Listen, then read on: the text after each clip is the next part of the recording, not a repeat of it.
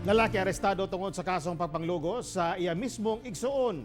Napiso sa selda sa Police Station 3 sa Agora sa Cagayan de Oro City ang 30 anyos nga si alias Ungki.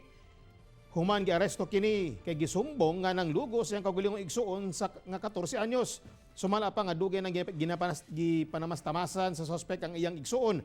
Gani nakaanak pa kuno sila apa ang bata gibaligya kuno sa suspect. Sumala sa dinakpan, dili kuno tinuod ang pasangil, dili niya igsuon ang biktima apan iya kunong ka-live-in partner.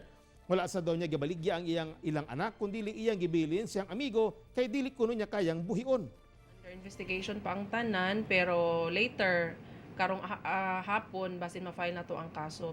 Bisan pag muana na sila sa gusa o kinsay mo gobyerno nga muana diya sa gusa diya sa Villarnisto dito sa Sulod yun sa Tusday Tabok. Mailan yun na siya. Ug unsa gyud na siya